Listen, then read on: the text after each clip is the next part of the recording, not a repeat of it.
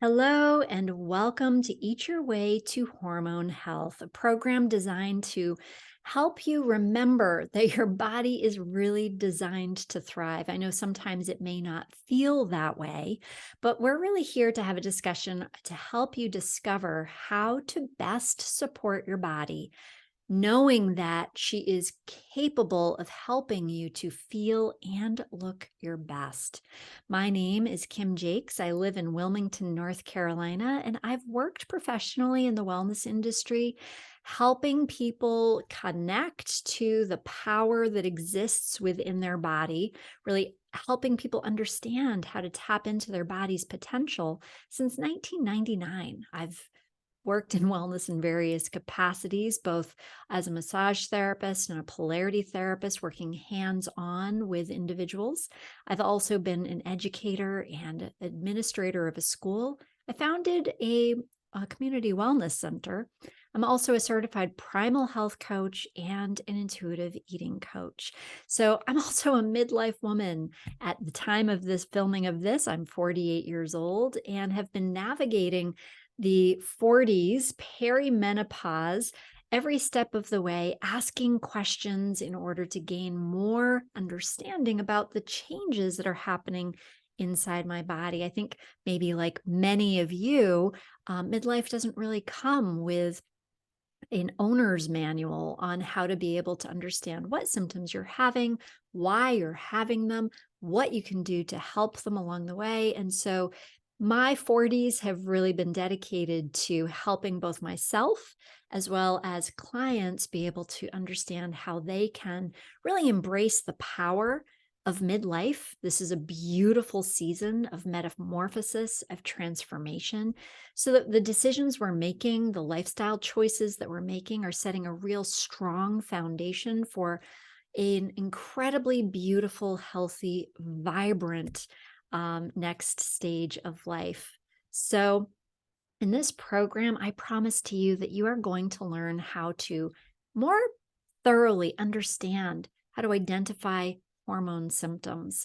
If you're anything like me, sometimes I'll wake up and say, wow, I'm having this new feeling in my body. What could it be? So, we're going to be able to give you a clearer picture on what hormones are, what feelings they can give you if they're out of balance. And then we're also going to talk about some tasty food strategies that you can use in order to help allow for those hormone shifts to be a little more graceful. And also some foods to replace. And then finally, we're going to talk about how you can achieve your health goals with confidence. And if you are really excited about what we're talking about, you're interested in staying not just for the first couple of minutes, but for the entire experience together here, then I know that you're somebody who's going to want to know a little bit more about what can possibly come next. And I have a special bonus, a gift to give to you for staying all the way through the end of this program. So I'm going to encourage you. I know in this multitasking world, we might have 10,000 tabs up, our phone is ringing, our kids are walking through the door. I encourage you to close the door, put the phone on silent, X out of the tabs, and just allow yourself to single task because I'm going to be talking to you about you. I'm going to be talking to you about your body and your ability to really tap into the power that exists inside of her. Very, very simple strategies. So I encourage you to really listen. You deserve this. Remove the distractions just for this short period of time. Now, I want to tell you about one of my clients. Her name is Lucy. She's a wonderful woman who came to me with a good amount of hormonal dysregulation.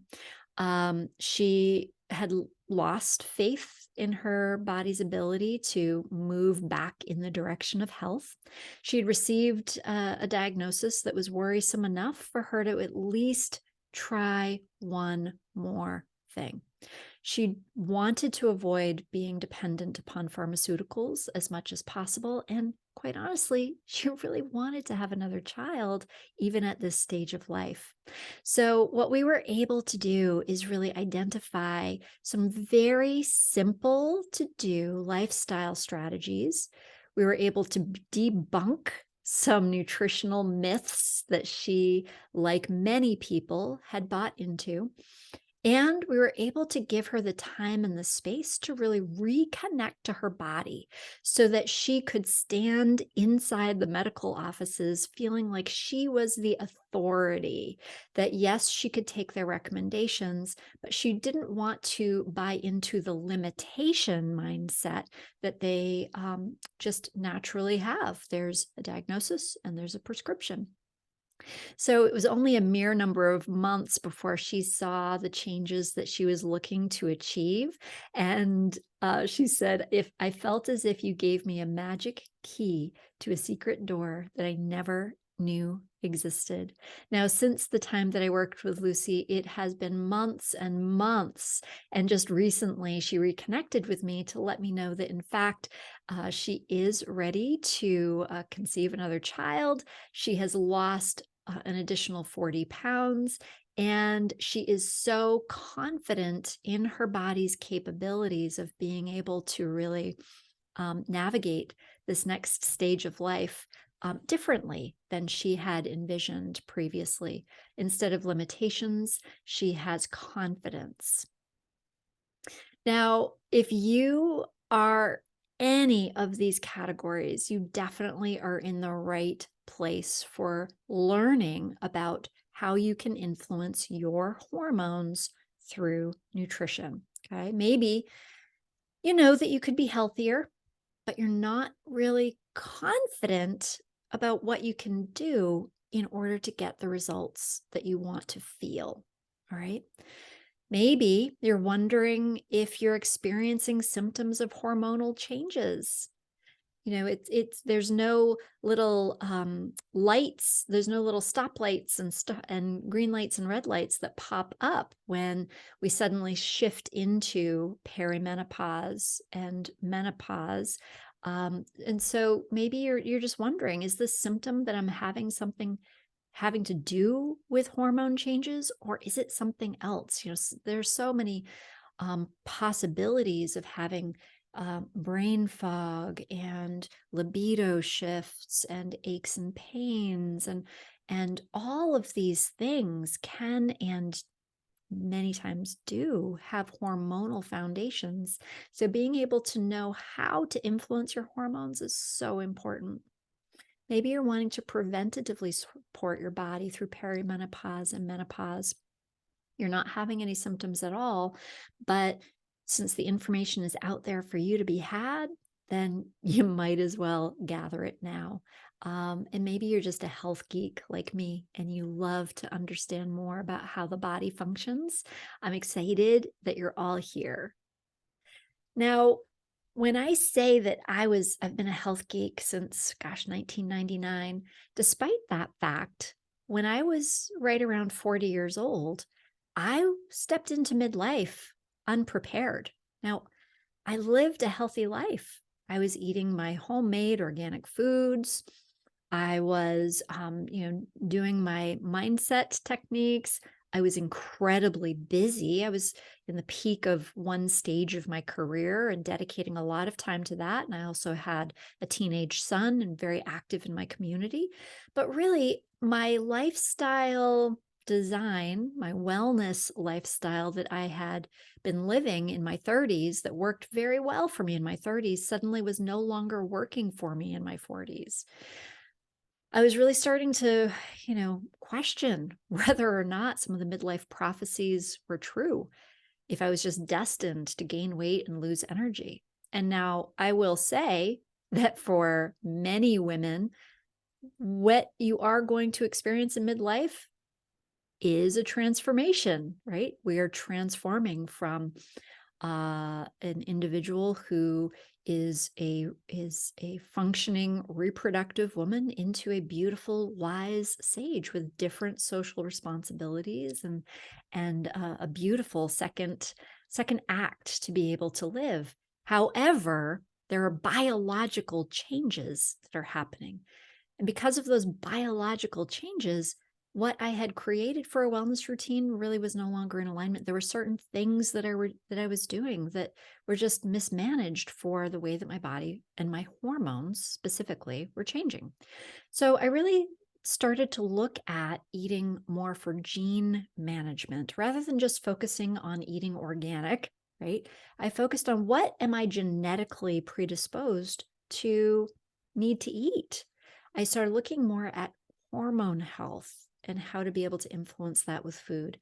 And I started to really look at eating for nourishment. You see, I'd started to fall down a slippery slope of wanting to lose some midlife weight and going into a diet cycle that was not really getting me anywhere. I don't know if you can relate to any of that, but I stopped thinking about calorie restriction and depriving myself of things and started really focusing more on nourishing my body. Well, what I can say is between my eating patterns and my movement patterns and some key supplementation strategies, I really found that I was able to gain back my health, gain back my vibrancy, and was able to step into the rest of my perimenopausal stage, which I'm continuing through at this stage, with with a lot more um, excitement around the process rather than sitting in feeling like I was going through a decline. So this is me in 2011 and me in 2020. And I am excited to say that life is really um, just opening at this midlife stage instead of starting to close.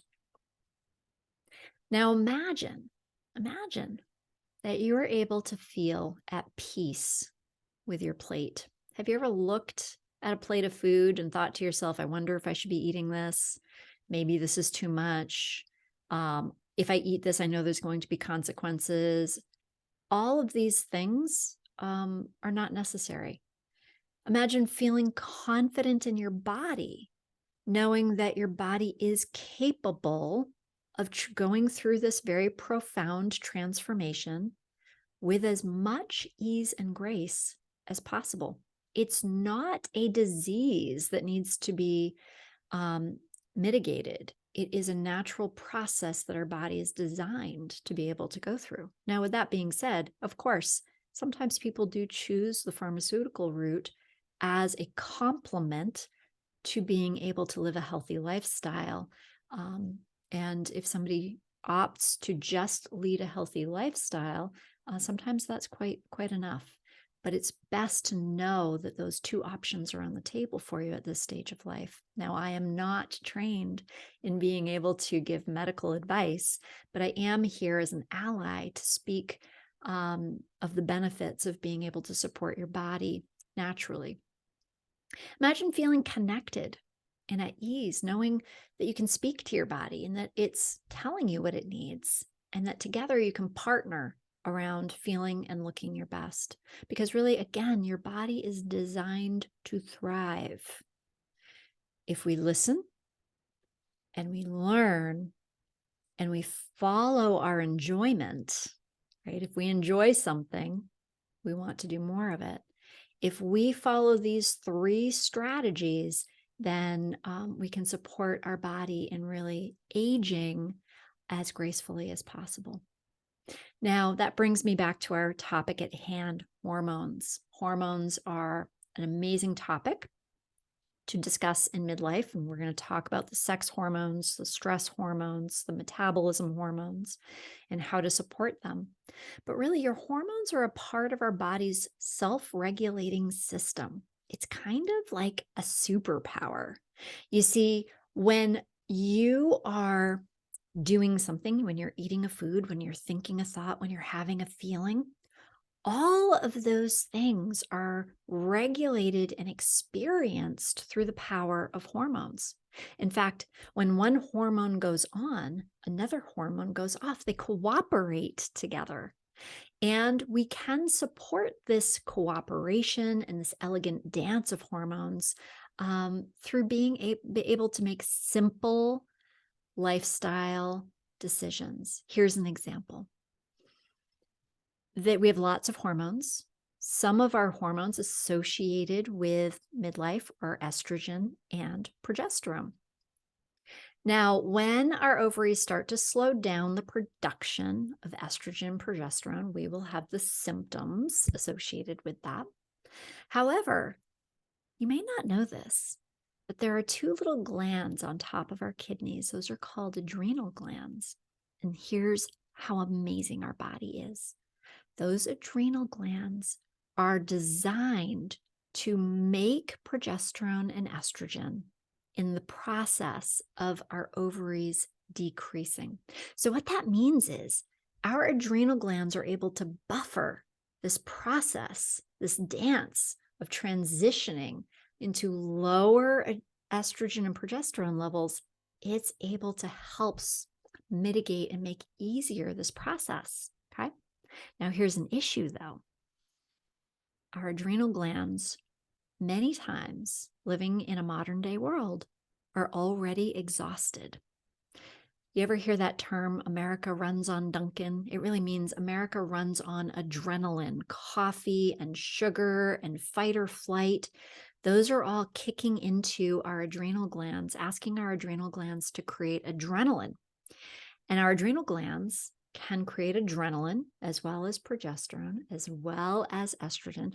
But when they're exhausted from doing the task of creating adrenaline, they don't have enough energy to be able to do that buffering dance through perimenopause and menopause.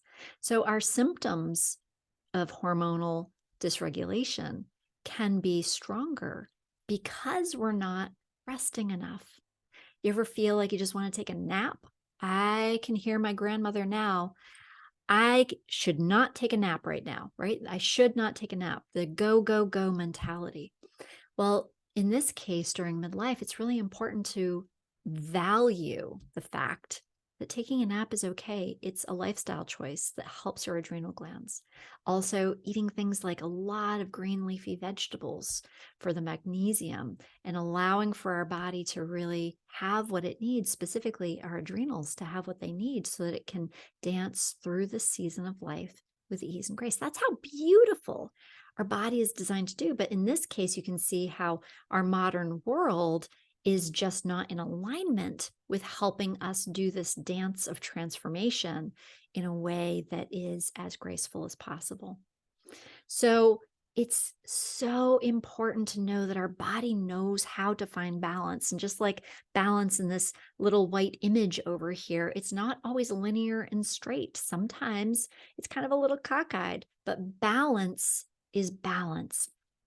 When we take the time to listen to our bodies and really feel what is going on within our body, listen to our urges and really honor our urges and take action, we are able to help our body do what it knows how to do, which is find hormonal balance. So let's go ahead and talk about some of the symptoms that we might be experiencing with hormones, especially during perimenopause. Estrogen, progesterone, and testosterone are our primary sex hormones. And when they are out of balance or going through a transformation, like in perimenopause, we might, or in puberty, or in pregnancy, right? Those are three key times in a woman's body that we go through significant hormone transformation. Okay. We might experience acne, sex drive changes, mood swings, PMS, menses changing, either having it be more painful, less painful, more spotty, more heavy, more often. Pregnancy is not a symptom, but it absolutely is influenced by our hormones. Birth, the same. Perimenopause, menopause, weight gain, anxiety, fatigue. These are all things that if you have any of these symptoms, can absolutely be partly due to these hormones being in a place of transformation. Now, a great ally food that you can enjoy is avocados. Avocados are a great food to have on a daily basis as a midlife woman. They can actually help manage your stress hormones and balance out your estrogen levels. So what happens is in your late 30s, progesterone starts to dip. It actually dips quite significantly. So we start to feel hormone shifts in our late 30s. But not only do we feel the symptoms of progesterone dipping, but also because estrogen doesn't dip as much at first, we also have symptoms of estrogen dominance because there's way more of it. It's not in balance with progesterone anymore. So, estrogen dominance is one of the most common hormonal imbalances among women, but according to multiple studies, avocados may help. In addition to healthy fats that the avocados have, avocados contain plant sterols, which can help block estrogen absorption and promote progesterone production.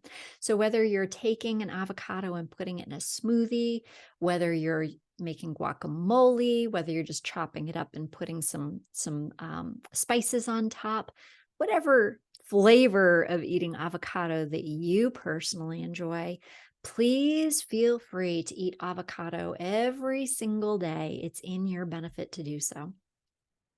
Stress hormones, adrenaline and cortisol, are two key stress hormones, and they are spiked when we are under stress. But they're also spiked when things like lowered estrogen and progesterone are happening, or when we're eating a significant amount of sugar, or eating with incredible frequency with minimal amounts with some sugar. So insulin spikes really affect this as well.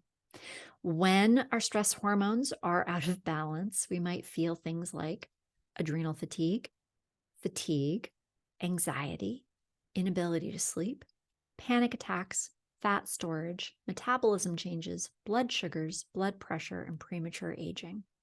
So, if you have any of the symptoms that are being listed here, there's a good chance that either adrenaline or cortisol may be out of balance. A good ally food and a great little shift in dietary habits is adding quinoa into your diet. Now, if you haven't yet experienced quinoa, it is a very tasty, what's called pseudo grain. It's actually not a grain, although it looks like it and you cook it like it is. It's a seed. And this grain is really packed with iron, with fiber, with protein. It actually has all 9 amino acids. And unlike other grains, quinoa can help stabilize blood sugar levels. Now, remember I said that adrenaline and cortisol can be spiked if our blood sugar levels are off. Okay. Blood sugar levels can be off even if we're not diabetic. Right? Diabetes is the stage where the doctors start to diagnose it. But prior to that, our blood sugar levels can still be causing negative impacts on our body. So quinoa helps in that area. It also helps to balance your hormones. It's been shown to help balance cortisol levels specifically. And adding quinoa to your diet is really super easy. If you cook quinoa, it doesn't take very long. Right on the stovetop. You can add scoops on top of your salad. You can add it with veggie bowls. You can use it as a rice substitute in casseroles and stir fries. It's a really easy to use grain, and you can also store it. You can cook it and store it in your refrigerator and just kind of plop it on things throughout the course of the week. Now, we also have metabolism hormones. Now, metabolism hormones include things like our thyroid, insulin, glucagon, ghrelin, leptin. There's a bunch of them, some of which you may not have heard of before, as well as estrogen, progesterone, and testosterone. Those also function as metabolism hormones, which is why when we step into midlife, we're typically seen as having our metabolism slowed down, right? When our metabolism hormones are off, we can have weight gain or weight loss, right? If our thyroid is hyper, then we may have weight loss, palpitations, heat intolerance, hair loss, fatigue, muscle cramps, excessive hunger, urgent hunger, lack of hunger. So all of these can be identified as um, hormonally based, and a food that you can add in to be able to help support your metabolism hormones is flax seeds. They actually have, you can go to the store and get some flax seeds already ground up, and you can sprinkle it on top of salads. You can put it in your smoothie. You can bake it into goods. So many ways to use it. And flax seeds are a rich source of fiber. Also, they're a rich source of omega-3 fatty acids, and they contain phytoestrogens, plant-derived compounds known to have estrogenic and anti-estrogenic effects. Okay. So when a compound has both a pro and a con effect on something, we call it adaptogenic, meaning it can increase and it can decrease the estrogen. That allows it to be adaptable and is really beneficial because you don't have to know what your body needs. It just supports your body in doing what it knows how to do. Studies show that consuming flax seeds can lower cholesterol levels, improve menopausal symptoms, lower your risk of certain types of cancer. And as I stated before, they're super easy to use. So remember, we're talking about creating balance in the hormones.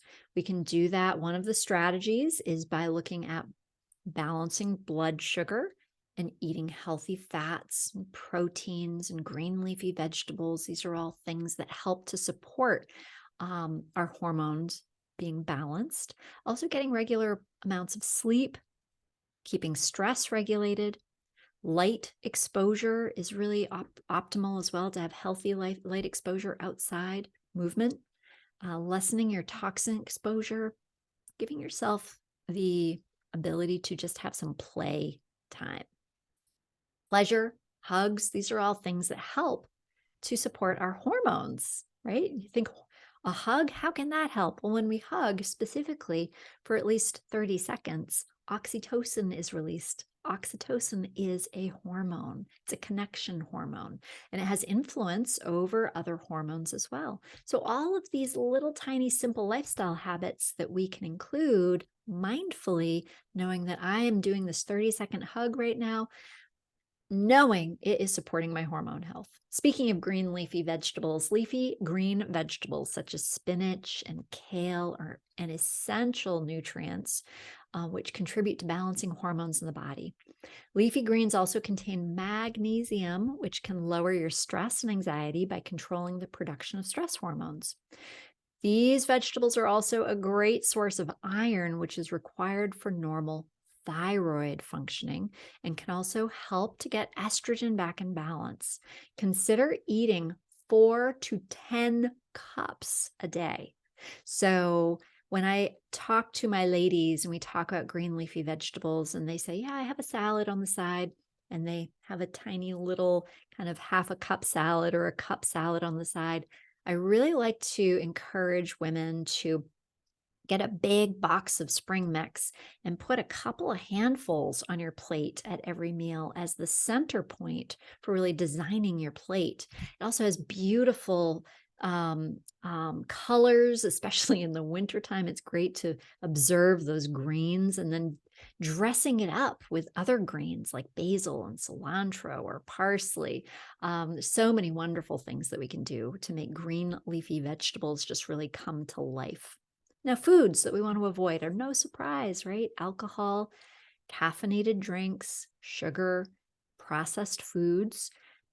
It's not that we want to restrict ourselves, but the reality is we can replace these with things that are much more beneficial to our body. And as we develop our ability to listen to our body and really feel the feelings that our body is giving us after we consume these foods that we can avoid, we start to really realize that we don't feel good after eating or drinking these.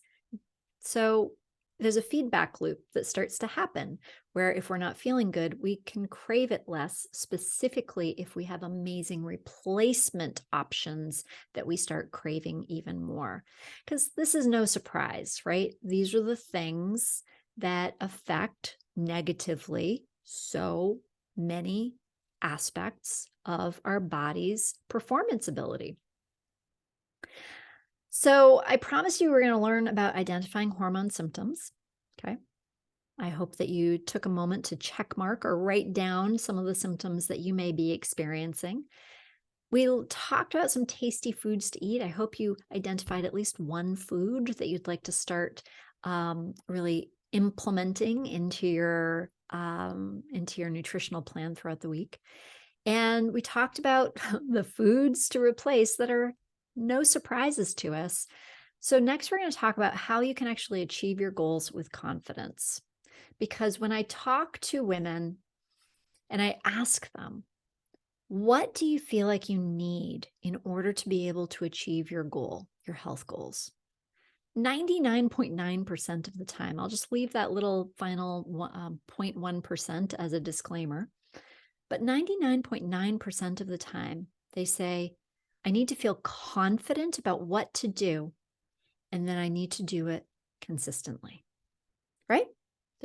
Nod your head if that is what you're thinking and feeling as well. And then there's this little thought pattern that happens around sometimes self-judgment. Why can't I do it? Right? We know all we need is confidence and consistency. Why don't we stick with it? Right?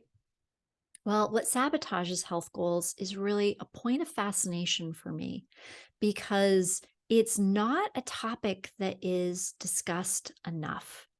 In our wellness culture, in our health culture, we have a lot of discussions around what you should do, right? You should be a vegan. You should be eating keto. You should be doing all of these things. And here we're sitting in the middle saying, I just really want to have confidence around what I should be doing. But when I try these things, it doesn't feel 100% natural. It doesn't feel as if it's easy and in flow. And sometimes it even feels like it's in counteraction with what I want to feel like. If I'm consistently hungry because I'm not eating enough X, Y, and Z, I start to feel like I'm depriving myself. So all of these things come into play. But the reality is that the things that really sabotage are not the what to do. It's the mindset of instead of saying other people are the expert of my body, and so I'm going to try what they tell me to do. And if it doesn't work, I'm a failure. Yikes. That's pretty intense. Wouldn't you agree? Or it's the mindset of I've failed so many times. I'm going to try this, but most likely it's not going to work. Yikes. Or it's the mindset of I know in order to be healthy, I need to deprive myself of the pleasure of food. And so that doesn't really seem like a long-term strategy I want to do for the rest of my life, right? There's also confusion because of so many mixed messages. You should only eat vegetables. You should only eat meat. You should eat a lot of fat. You should eat low fat. Calorie restriction will work if you work it. Like there's all these mixed messages. Wow, where do I even begin? Because you probably don't have a huge amount of time to experiment. And if you Google any solutions, you're bombarded with a ton. Also, there's just honestly lack of support in many cases. Sometimes family and friends are just not necessarily supportive of your making dietary change. You may show up to a party and there's the person sitting there saying, oh, why don't you just try one bite? The person who may already have given up on you before you gave up on yourself, saying, oh, this isn't going to last long anyways, right? The person who doesn't want to make dietary changes, who lives in your household and may be tempting you with foods that you no longer want to partake in. So lack of support is a reason why health goals are sabotaged. And then lack of accountability. Okay. It's hard to walk an isolated path of making change when you're all alone. And so for all of these reasons, it's clear that there is a better way to be able to do this. One of the strategies, actually the strategy kind of philosophy that I like to use is really foundationally set upon the idea of enjoying the process. It's not about, let me try this thing for 5 days and see if I lose weight. It's about, what do you really love? What foods do you enjoy? What movement strategies do you enjoy? And really designing your long-term lifestyle around what you love. If you love doing something, you're not going to want to cheat on it, right?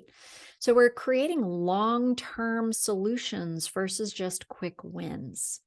We're also breaking down the proven simple systems in every single wellness philosophy. There are key commonalities amongst them all.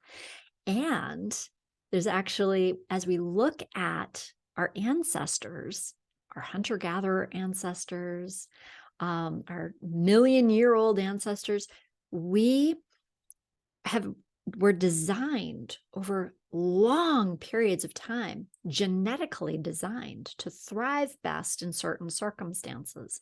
So we can look at the proven systems not from a fad diet perspective, but from a, what does your biology, what is it programmed to really need? I also love to help create heartful accountability, where I work with clients and really have them show up to the conversation with knowing that they are whole, with knowing that they're wise, with knowing that by relearning how to listen to their body, that they have all of the answers inside of them. So we create accountability with regular conversations and allow for the individual to really step into their power, and also help them really identify positive community. So this is a process of relearning how to listen to your body, not a program to try out for a week and see if it works.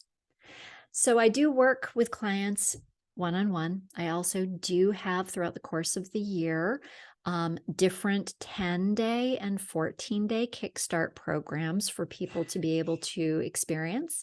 And I do have a number of people who go through a series of those programs in order to create catalyst and community for themselves. I invite you, because you're here.